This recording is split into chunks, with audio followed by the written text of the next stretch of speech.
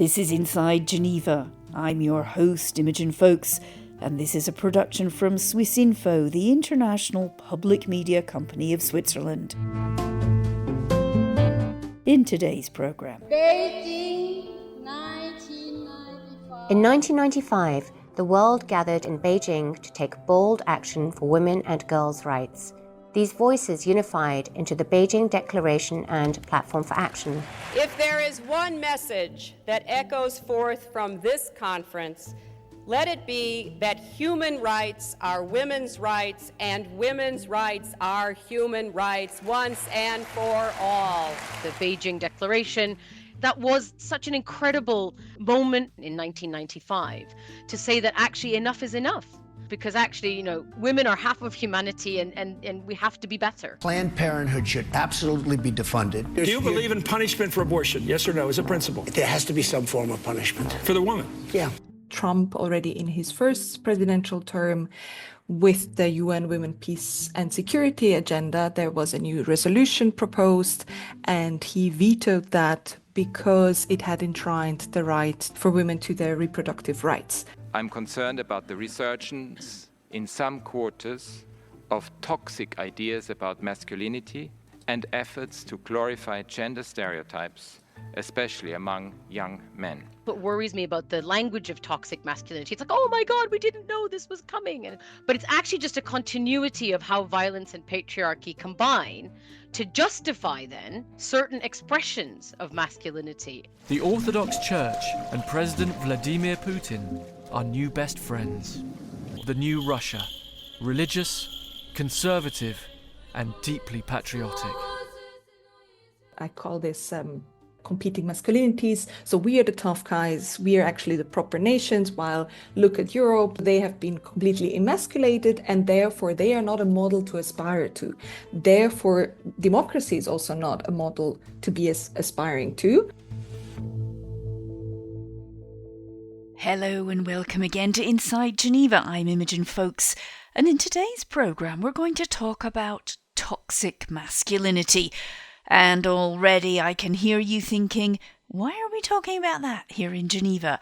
Well, a number of reasons. First, just in the last few weeks, the UN Human Rights Commissioner, Volker Turk, has warned about what he called a resurgence of toxic ideas about masculinity and efforts to glorify gender stereotypes, especially among young men. He blamed misogynistic influencers with millions of followers on social media who are hailed as heroes. At the same time, we're seeing deep cuts by the United States and indeed other traditional donors like Germany, Switzerland, and the United Kingdom to the UN's humanitarian programs.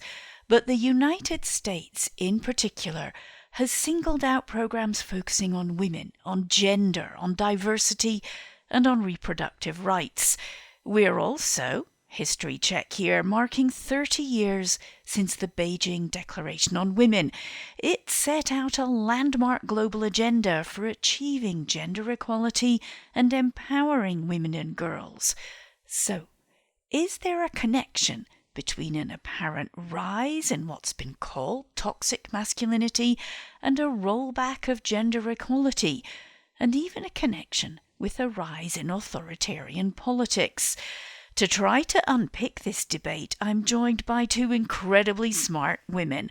Lata Narayanaswamy, Associate Professor at the University of Leeds School of Politics and International Studies. She has just co-authored a report as part of Oxfam International's Gender Justice Campaign. It's called Personal to Powerful: Holding the Line for Gender Justice in the Face of Growing Anti-Rights Movements. And we're also joined by Leandra Bias. She's an advanced postdoctoral researcher at the University of Bern's Institute of Political Science. She's done a lot of research on gender equality, the suppression of equality, and how that perhaps connects with the rise of authoritarianism, with a special focus on Russia. Welcome to you both. Now, first of all, let's look at the term toxic masculinity, because it has become a bit of a buzzword, or buzzwords if you like. How would you both define it? Leandra in Bern, I'll come to you first. All right. Thanks so much, Imogen, for the introduction. And that might be actually a little bit of a spoiler because personally, I don't use toxic masculinity in my research, but I think it is intimately connected to what in my field we describe more a rise of traditional values and how that shapes actually entire government's policy, both within and without. So interestingly, I tend to always say phenomena like bloggers like Andrew Tate are incredibly important, but it might be at least equally important to point out that entire states, entire governments have now programs both within their countries and now explicitly in terms of their foreign policy, which are built on an idea of very traditional patriarchal and heteronormative way of life, in which what I think popular opinion would then understand under toxic masculinity is glorified and promoted. Lata, what about you?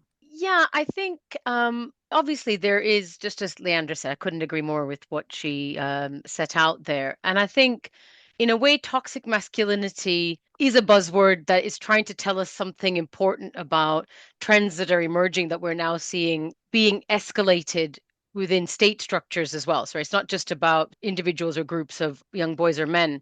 Other terms that are coming around this are things like manosphere, right? So social media enabling sort of hyper masculine influencers like Andrew Tate that promote misogyny, oppose feminism. But it's really important for us to think about what we're talking about, even with just the term masculinity, because there's nothing biological or natural about these behaviors, right? It's really important because in the way in which this toxicity is taking hold, it's reasserting this idea of a gender binary and leading people to fall back into the trap of thinking that there is something innate or biological to gender that's linked in particular to behavior that's creating this toxicity. So, in relation to masculinity, that violence in particular is necessarily an intrinsic expression of that. So I think there's sort of something we need to tease out around here because we live in a system that does have a tendency to produce these behaviors, right? So when we are invested in a gender binary, as part of the relationship with what we might call in the jargon we call this heteronormative patriarchy. So we sort of center the idea that heterosexuality is normal, and then within that we have patriarchy, so sort of the systems that are designed to privilege male power, and then capitalism that then reinforces that male power, right? So there's a danger that we see this as something new. And I think that's what worries me about the language of toxic masculinity. It's like, oh my God, we didn't know this was coming. And it's a bit like, well, but it's actually just a continuity of how violence and patriarchy combine to justify then certain expressions of masculinity. And I think that is something that we just need to we need to hold that alongside the worry that has been expressed by Volker Turk, I think not unreasonably. I mean, I think that's really interesting. This was one of my questions also is, how new is this? And I do take your point, Lata. It's not new. We've had thousands of years of patriarchy. We women know this, but what is kind of frustrating is we also had from the UN the Beijing Declaration on Women, and we have seen some really great progress. And then in the last few years, I do think things have changed. I report from the UN in Geneva. I saw Russian Foreign Minister Sergei Lavrov go to the Human Rights Council. I mean, it is a few years ago now, before he got banned and sanctioned, and talk about family values, which basically he meant was returning to this traditional, very traditional view of what is a man, what is a woman, and what is an acceptable family. Now, this year, we have seen the President of the United States welcoming a man who has been convicted of violence against women. The Irish martial arts guy, Conor McGregor, he's been convicted in a civil court for rape. To me, that says something has changed, or what was being in the process of denormalized is being normalized again. Leandra, do you have any thoughts on that? Yes, of course. I mean, I have on the one hand many thoughts on Russia, but in a way, it's not so surprising that this is now being promoted and supported by the US. And even there, I would fully agree, by the way, with Lata that it's really important that we historicize a phenomenon and that different ways of that phenomenon have existed before, and for some a backlash was existing throughout this time because their rights were not granted ever. But with the US, it is very much because the two countries have been at the forefront through different means of promoting that, if we want to stick with the term, that toxic masculinity in an institutionalized way. Because while Russia was promoting it through the UN, we might remember, for example, Trump already in his first presidential term with the UN Women, Peace and Security agenda, there was a new resolution proposed, and he vetoed that because it had enshrined the right for women to their reproductive rights. So we were already seeing that trend before. And so therefore it is not so surprising, especially when we then look at the organizations behind that agenda. And here I really mean they go by different names. It can be traditional values, it can be pro-family values. But if we look at the movement, and it is a network, it is highly financed by both US evangelical organizations, they make the biggest chunk of funding, but also by Russian oligarchs. So in a way, the two really go hand in hand, and that might be also a segue to show, well, it kind of is innate to authoritarian worldviews. Lata, I see you nodding quite quite energetically there at what Leandra had to say. I mean, honestly, how have we got here? An alliance of evangelical groups and Russian oligarchs combining to oppress gender equality and women's rights? Yeah, I mean, that is the question, isn't it? We are in quite an extraordinary place. And I'm sure, Leandra, you're also, and Imogen, having these conversations where we're all sort of going, I don't understand how we've ended up here. But again, I think it is worth just sort of pausing to reflect on what it is that we're experiencing and observing. I would say that there's probably still some continuity that's worthwhile reflecting on. I totally hear what you're saying, Imogen, in terms of the Beijing Declaration. That was such an incredible moment, years and years in the making, in terms of the kinds of movements that were coming together to make this case at the UN in 1995, to say that actually enough is enough. We need to make commitments because actually, women are half of humanity, and we have to be better, right? Otherwise, we're all kind of doomed. And that was absolutely right. And really important promises were made at that time. And it did unleash a lot of resource. And that is really important to recognize. But there is, again, here a note of caution, I guess, for me, which is that some of the signs were kind of already there. And maybe what we're seeing is also just an extension to a wider group of people. Because the question here also has to be, which women are we talking about? So, Leandra, you made the point that for some women, there's never a rollback, right? And I would totally agree. So this question of which women, so when we consider how being a woman intersects with class and race, for instance, we can see that poorer and racialized women have been harder hit by austerity, or more recently in the COVID pandemic, and that diminishing the resources they have to survive in turn leads to diminished capacities to access their rights and entitlements. We also know that as people move, rights also diminish. So people who are classed as migrants, whether they're deemed legal or illegal, have fewer rights than so-called settled populations. And this actually link is crucial because the instability unleashed by the 2007 and 8 financial crisis is in fact a key pivot point for the more bold articulations of further and further right-wing ethno-nationalist agendas, because it kind of becomes an excuse to make what you were talking about, Imogen, these traditional family values as the sort of go-to solution to restore that sense of the lost stability.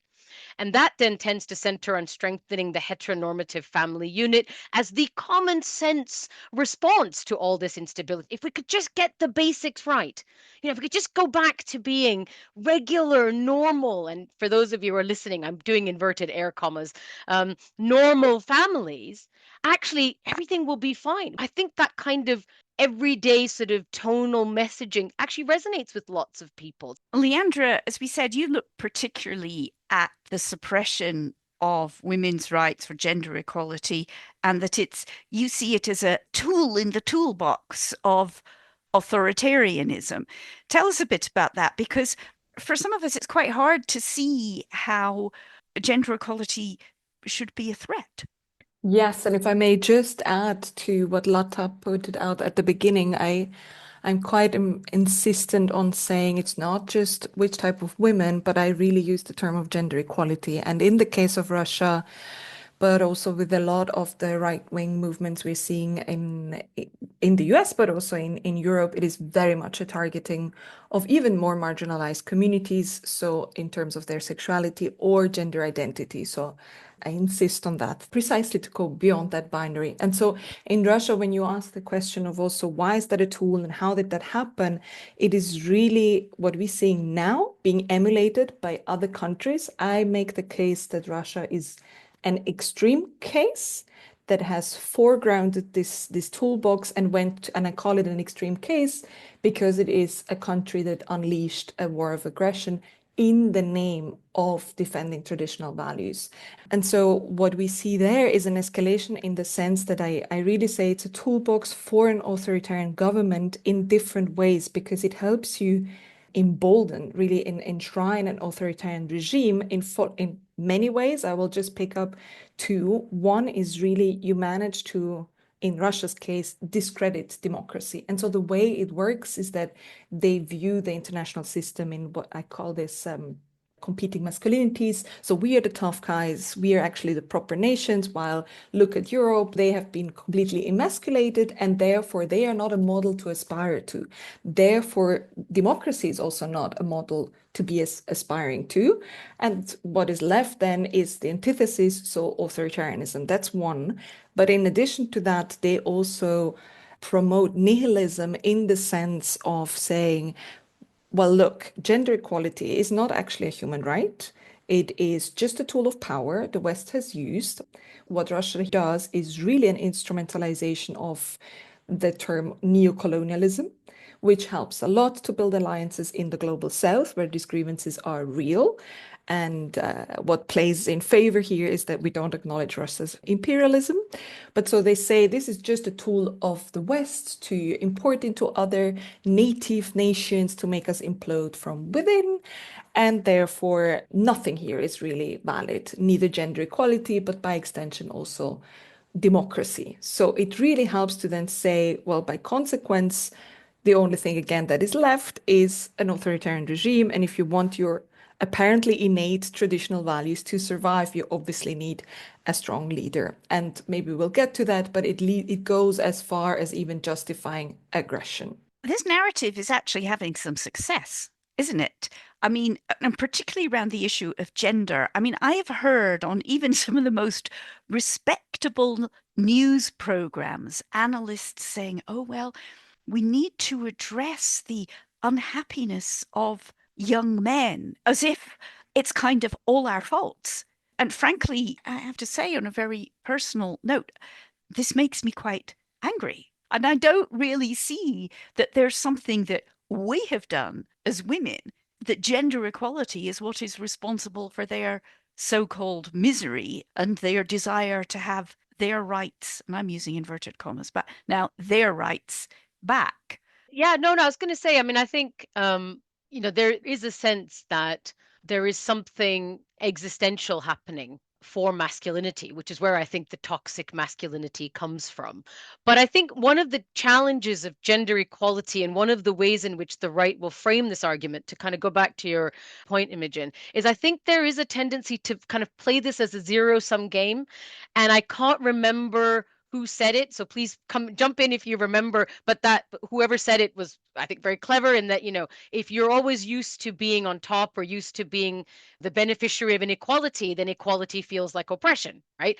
And so then you take that alongside the sense that everything feels like we're competing for everything, right? Resources, attention, and then it's, statistically it's like, oh, women are outperforming men or getting this. And so then equality starts to feel a little bit like something is being taken away from me. And then when you're trying to reassert this gender binary, then gender equality and diversity become existential threats. But one of the reasons for that is, of course, the system that you want to preserve relies on a highly unequal gender division of labor. It relies on this gender binary that is premised on the idea that men do paid work. And it's interesting when I think about, the way that Trump has been talking about, bringing all the factories back into the US. It's part of painting this picture of a kind of reindustrialized US. Well, real men go out and do real work with their hands, with big power tools, and make cars and dig oil wells or whatever he thinks, even though actually, A, there's no plan for that and they don't even know what that means. But B, if you look at the modern factory, actually so much is automated. The kinds of jobs that those used to be, they may have been dangerous, but they were unionized historically, reasonably well paid. We can have our critiques about the breadwinner family, obviously, but you could at least in principle say that families, in whatever way they were formed, could probably live on one wage. Like some of that it's lost. In whatever way they're harking back to a traditional past, you couldn't reproduce it whether you wanted to or not. So that doesn't even make sense on its own terms. But the reality is you have this nostalgia for this, real men doing real paid work and women who are undertaking the unpaid and undervalued reproductive work. So then anything that talks about gender equality and diversity is just a kind of a foundational existential threat to the way the world works. And so you can see why attacking that, when you understand it in those systemic terms, you can see why attacking that becomes really, really important. I mean, it was astonishing to me that that was literally the very first executive order. I knew about the anti-woke, but it really caught me off guard. I mean, Leandra, I'm sure you have lots of thoughts about that, but I was genuinely taken aback that that was the very, very first thing that he did. If I may just add, because on your question of, are they tapping into like genuine fears and all of that? And I think that's such a double-edged sword, because on the one hand, that fear stems from an unjustified entitlement, as Lata just brilliantly spelled out, right? And on the other hand, of course, we should be addressing it because it's to some degree perhaps still real. But when we address it, we must not be reinforcing that hierarchy that lies behind it. Like, you can talk about those fears and how it may be destabilizing and how indeed masculinities should be in plural. And all you have been taught is that one form, the hegemonic form, the one that actually gets your reputation, the one that gets you up the ladder, and the one that is based on toxicity. But there are other ways, and empower men and boys to, embrace other forms, which are just as, it should be also valued, more valued. That I want to come on to even just as our closing remarks, because our listeners always do like to hear what they could do about the things that we discuss. But before we come to that, I want to, because we are coming from Geneva and we talk about the United Nations, I want both of your thoughts on what the UN can do, because we know the UN is flawed, but people do sometimes say if we didn't have the UN, if we got rid of it, we'd have to reinvent it. And if we look at some of the achievements, slow but still, since the Beijing Declaration in 95, maternal mortality has reduced quite substantially. There are more girls in education. And it's precisely these programs now which are having their funding ripped away. Have you got any thoughts what the UN can do to defend these programs? Because I sense fear and panic in Geneva at the moment. Yeah, no, it's a great question. I couldn't agree more, Imogen, about, if the UN didn't exist, we'd have to create it. And I think it's always dangerous to say, well, something's imperfect, so, we're just going to get rid of it. I think that's one of those babies in bathwater problems. And we're better off trying to preserve what works and fix what isn't, rather than just saying that actually this is not worth saving. I think the difficulty is, and I think it goes back to, Leandra, the way that you were setting out some of the challenges in this space. The fact is, this escalation to these particular ideas and movements being expressed through state power is the big challenge, I think, within the UN. Because obviously, if what we're saying is the UN is the multilateral space and everybody has a voice, the fact is there are some states that are expressing these ideas. So what as the UN are you meant to do? Because it would also be unfair to say, well, we're going to only talk about these issues in this way, and sort of negate the ways in which other actors might want to talk about it, as unpleasant and unhelpful and regressive as we might find them. So my response to that generally is that we have to use the multilateral spaces to build those alliances, to make our voices stronger. The UN has to offer that openness, but I also think there has to be something about reflecting on whether the UN itself is part of creating some of the economic consensus that underpins why these movements are able to exist in the way that they do, right? We have to think in a much more creative way about why are things feeling so unstable? How do we as a global society respond to things like economic crisis, war, conflict? And what we can see with all the conflicts going on in the world right now is actually the authority of the UN, in whatever limited way it exists, being severely undermined. Systems of international law that are just being systematically ignored. So we need to come together as a global society and demand that the UN does at least say, actually, we have made some rules, we do have some norms, we have resolutions, we have these in place, and we're actually going to insist that they are followed, because otherwise actually we lose the capacity to use that multilateral space as a kind of global commons where we can share ideas and work out how we solve problems together. So I think the UN does have a role, but we do have to think carefully about what role we do want it to play. What about you, Leandra? I mean, I do see the support for multilateralism and the idea that the UN can do anything diminishing fast.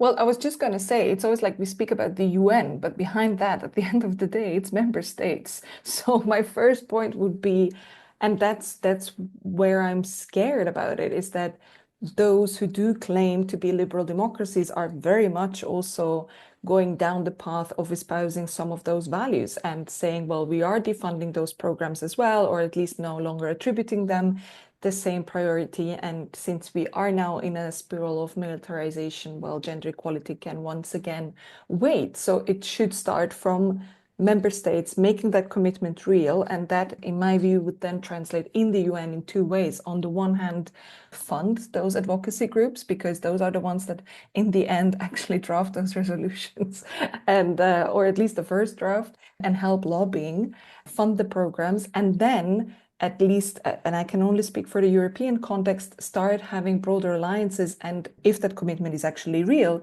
go away from shying away to still push for progressive changes. We are in a time where it's barely fighting for the status quo. Very finally, as I said, because our listeners do always want to know this. When I was young, if you talked about women's rights, you used to get this cliched answer, oh, you don't really like men. And I really feel that this is coming back a little bit. Women don't want to be on the defensive. So what can we do, young and old, to say, you know what, you guys, you're going in the wrong direction? Yeah, I would agree that hasn't changed, and we see that in different forms. People are always defensive. I mean, we could call this male fragility or white fragility. It comes in different shapes and forms. And I think part of the resistance is, one, grow a thick skin and then choose different times and different spaces. There are spaces where I at least specifically tone down. I choose a different language. I show empathy and it's not just fake. And then there are other spaces where we are with, I don't know, sisters in arms, and we don't have to justify. And I think there, I usually that's my power bank. Lata, what's your power bank? Oh gosh, I'm not sure about a power bank, but certainly, like, whether it's coming on to your podcast, Imogen, or just any other opportunity, I just think we need to tell better stories.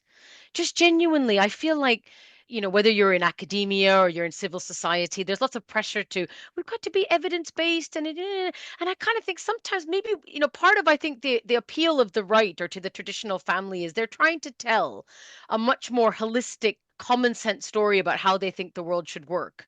It's that sort of rose-tinted nostalgia. But actually, you don't have to dig that far to know that that's just not how the world works, and it's never worked that way, even within that rose-tinted nostalgia. But I want to tell a different story. I want to live on a planet that's not on fire. I want everyone to live the best life that they feel happy in, where they're respected and valued and loved.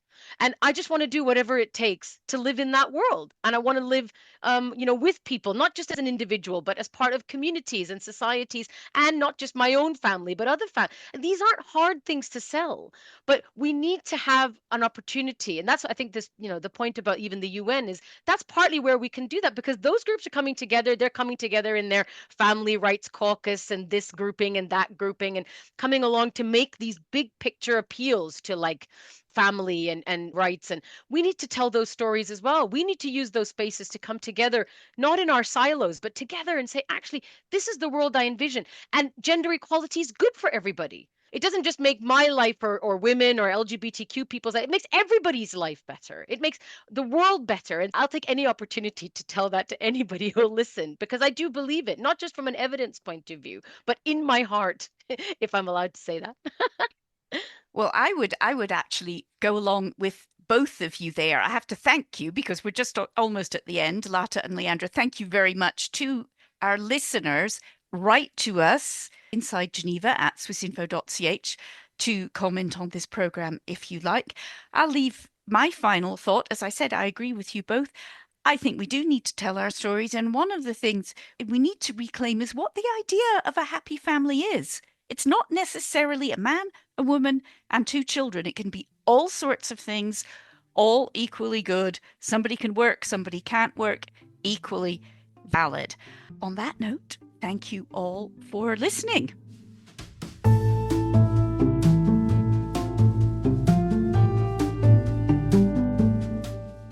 A reminder, you've been listening to Inside Geneva, a Swiss Info production. You can subscribe to us and review us wherever you get your podcasts. Check out our previous episodes, how the International Red Cross unites prisoners of war with their families, or why survivors of human rights violations turn to the UN in Geneva for justice. I'm Imogen Folks. Thanks again for listening.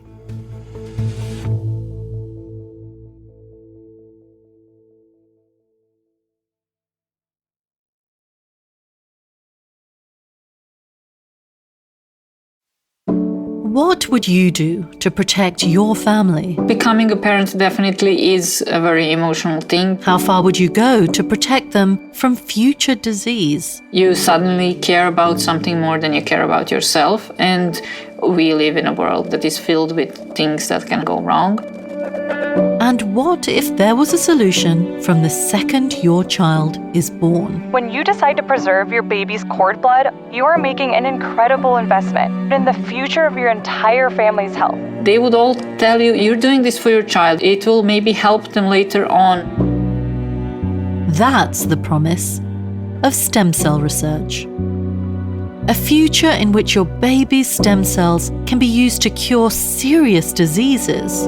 Today, newborn stem cells found in cord blood are being used to treat over 80 conditions. We'll keep those amazing cells safe for you, frozen in time. Vimos una luz al final del túnel. We saw a light at the end of the tunnel. That was our daughter. Every breakthrough brings hope and new promises. Con las células madre de With our child's stem cells, we can cure my illness. It made sense to decide for the bank that had its headquarters in Switzerland. It gives some additional credibility.